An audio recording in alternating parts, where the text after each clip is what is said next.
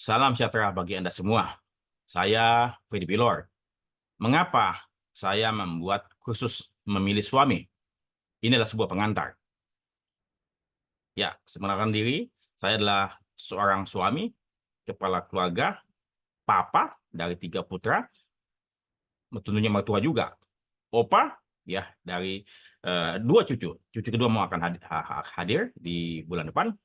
Anak dari tentunya orang tua saya, mami dan papi, kakak dan adik, ya, dari saudara-saudara kandung saya. Saya seorang dosen, penulis buku, dan juga komisaris. Saya adalah praktisi perasuransian 3 dekade. Anda silakan googling. Di beberapa sosial media pun juga saya hadir.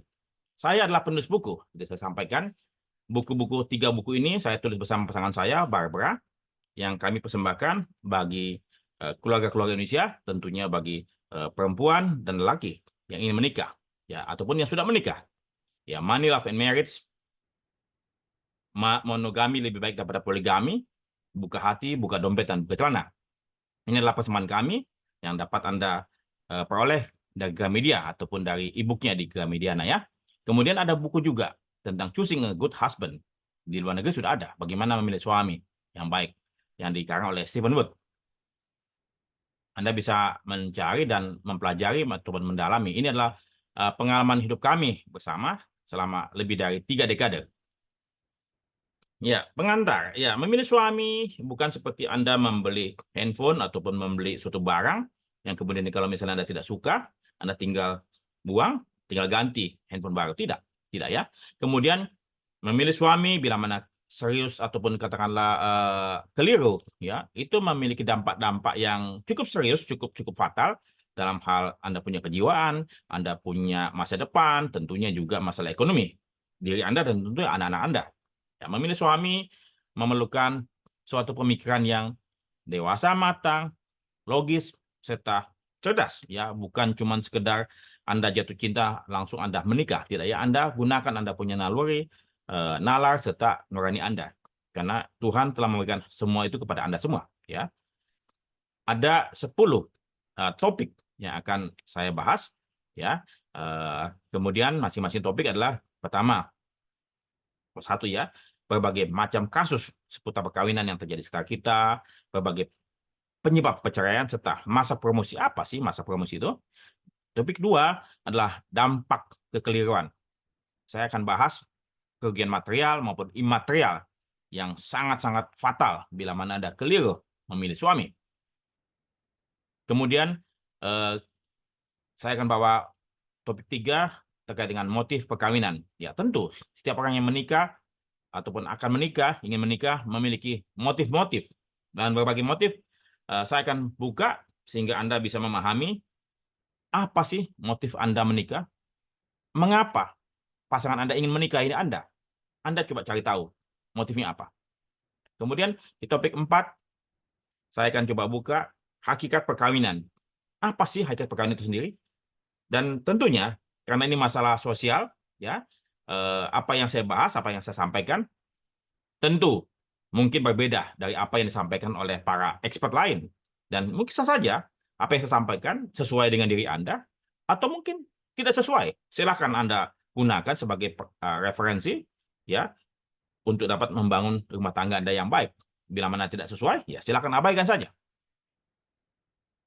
Ya, topik 5, saya akan buka mengenai dia, karakternya dan keluarganya dia. Karena bagaimanapun juga keluarga merupakan asal kita, ya, asal kita, dan kemudian kita bisa tahu bagaimana dia tercipta, seorang tersebut tercipta, ya.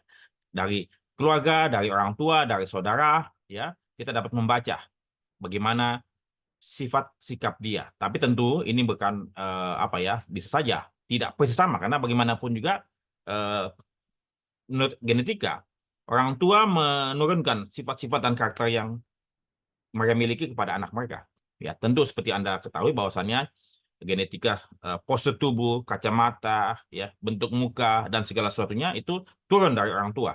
Ya, sifat-sifat alami ataupun karakter yang dimiliki oleh orang tua juga turun juga. Ya, bahkan beberapa penyakit juga katanya bisa diturunkan dari orang tua kepada anak.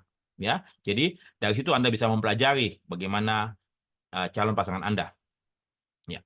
Topik 6, saya akan bahas mengenai pendidikan, karir, dan masa depan. Dari sini, saya akan membuka atau akan menyampaikan kepada Anda bagaimana bisa memprediksi bagaimana masa depan Anda ke depan dengan cara membahas hal-hal yang akan Anda terima nanti ya di topik 6. Sementara di topik 7, saya akan buka lagi mengenai pola pikir, perilaku, dan mengenai keuangan mereka. Keuangan dia ya, keuangan dia. Jadi dari sini Anda mesti berhati-hati. Anda mesti secara persuasif, Anda cari waktu yang tepat untuk bicara mengenai hal ini. Karena bagaimanapun juga Anda perlu tahu Anda punya masa depan.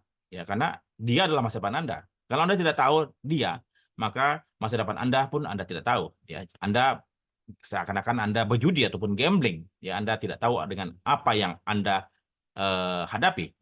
Kemudian topik 8, hendaknya sebelum Anda menikah, Anda membangun beberapa komitmen. Ya, ini adalah salah satu beberapa hal yang saya akan coba sampaikan. Tapi misalnya Anda mau tambahkan lagi, silahkan.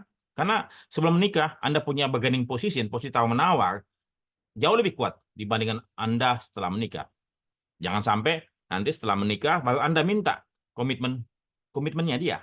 Saya khawatir Anda punya pasangan egois, dan kemudian Anda diabaikan. Jadi sebelum Anda menyesal, sebaiknya Anda meminta komitmen. Begitupun juga Anda harus membangun komitmen kepada dia mengenai hal ini. Ya. Kemudian yang topik 9, ada beberapa hal nasihat ataupun saran yang saya bisa sampaikan kepada Anda bisa terima ataupun bisa abaikan, ya, mengenai masalah hal-hal yang tidak boleh Anda lakukan dan mengenai karma.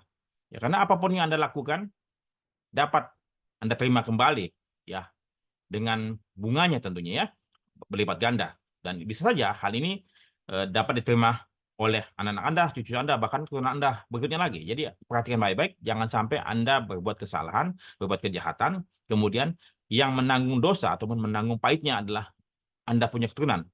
Jangan sampai. Kemudian topik 10, saya akan memberikan bagaimana cara mencari suami. Dan tentu ini pun juga Anda harus verifikasi. Nah, kembali lagi, ya, mau memilih suami, memilih istri bukan suatu pekerjaan semalam sebulan ya. Diperlukan waktu yang lebih dalam, dan kemudian juga Anda mesti mengamati secara bertahap ya. Kemudian dampaknya bila mana Anda keliru memilih suami ataupun istri tentunya, ini berbahaya. Anda akan punya kehidupan akan berubah sama sekali, tidak akan sama lagi ya. Kemudian bijaklah dalam memutuskan, terimalah segala konsekuensi bila mana Anda keliru, dan kemudian Anda mau balik badan segala macam, Anda silakan. Saya mendoakan Anda tentu berbahagia bersama pasangan Anda. Saya ingin menyampaikan disclaimer, khusus memilih suami ini diperuntukkan bagi wanita yang belum menikah. Ya, materi khusus dibuat sebagai pembelajaran, pengetahuan, dan pembekalan peserta khusus. Intensi saya hanya membekali supaya para perempuan bisa hidup berbahagia dalam kehidupan perkawinan mereka. Tidak ada intensi apapun dari saya, hanya berbagi supaya mereka pun hidup bahagia.